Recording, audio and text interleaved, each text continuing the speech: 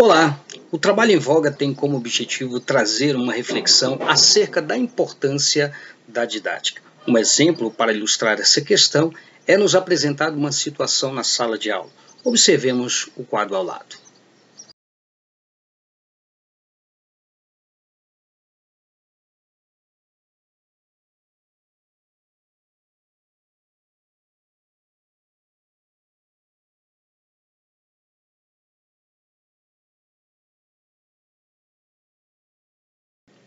Como puderam observar, duas crianças ficam felizes e se expressam quando a professora informa a classe que irão estudar sobre as regiões Nordeste e Sul do país.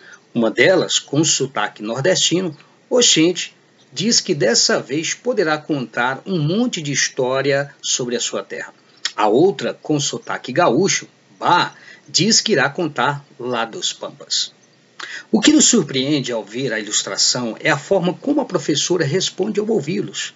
Sua postura demonstrou ignorância quanto à forma e o sotaque regional de cada uma delas, desrespeitando a cultura de onde elas vieram e de onde elas foram criadas.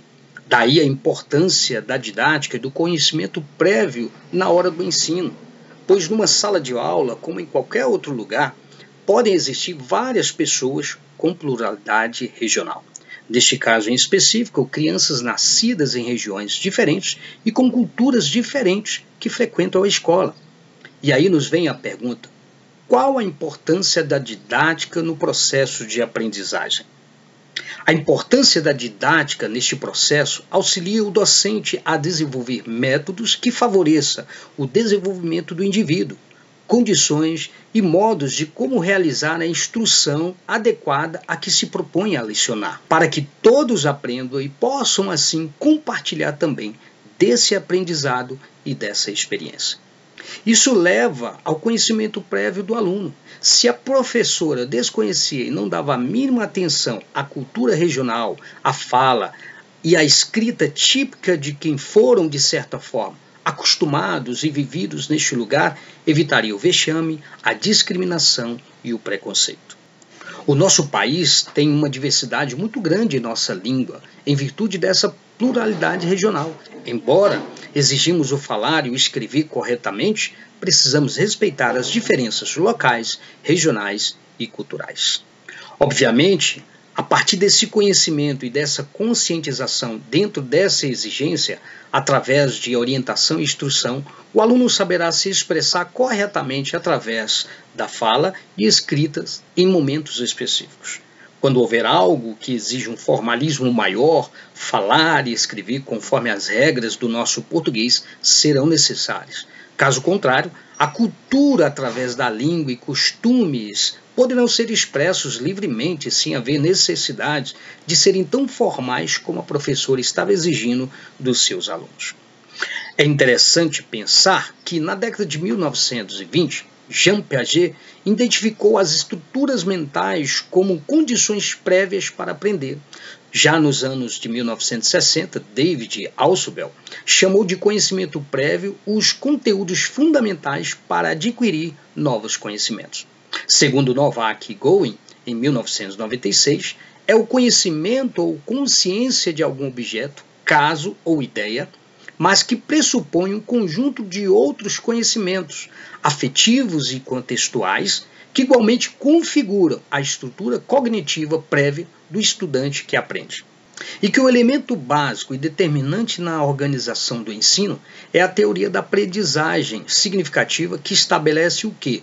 Estabelece o conhecimento prévio do sujeito como referência clara, Pivato, 2014. Ou seja, para promover essa aprendizagem, é preciso estabelecer uma organização prévia dos conceitos, e ela se adquire por meio de reuniões com pais, relatórios, pesquisas, questionários, convívio familiar, entre muitas outras, cuja função é superar a fronteira entre o que o aluno já sabe e aquilo que o aluno precisa aprender. Então, se a professora que ora apresentamos em relação aos dois alunos de regiões diferentes que seriam estudadas tivesse esse conhecimento, conforme citamos anteriormente, o constrangimento que elas sofreram seria evitado. Então as crianças de fato aprenderiam mais e contribuiriam com o conteúdo, trazendo mais interatividade e aprendizado à classe. Assim sendo, a escola tem uma tarefa muito clara, que é a transmissão e construção de cultura, da ciência, das artes, preparar o aluno para o trabalho, para a cidadania, para a vida cultural e também para a vida moral, e esse último com o apoio familiar. Com esse entendimento, o educador privilegia a aula, tornando assim o aluno conhecedor e memorizador dos conteúdos apresentados.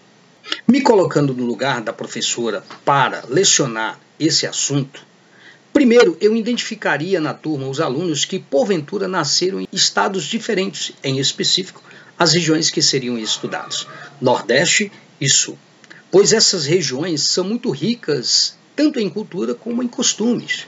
Em segundo lugar, eu faria com que elas interagissem com o conteúdo e a classe.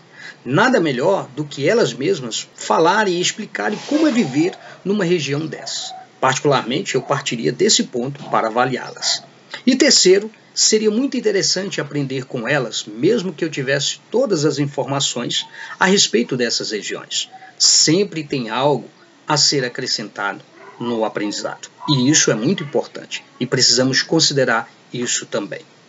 Portanto, concluímos que ao falar ou expor algum tema que vá de encontro a alguma cultura ou costume, procure formas de conhecer o público que será ministrado ou apresentado. Faça com que essas pessoas estejam envolvidas em sua exposição. Considerando esses elementos e características básicas do conhecimento prévio linguístico, você terá aproveitado o conteúdo e passado aos ouvintes não somente conhecimento teórico, como também conhecimento que os levarão a praticarem em sua vida cotidiana. Dessa forma, nós evitaremos vexames, nós evitaremos constrangimentos, nós evitaremos discriminação e também evitaremos preconceitos. Até a próxima!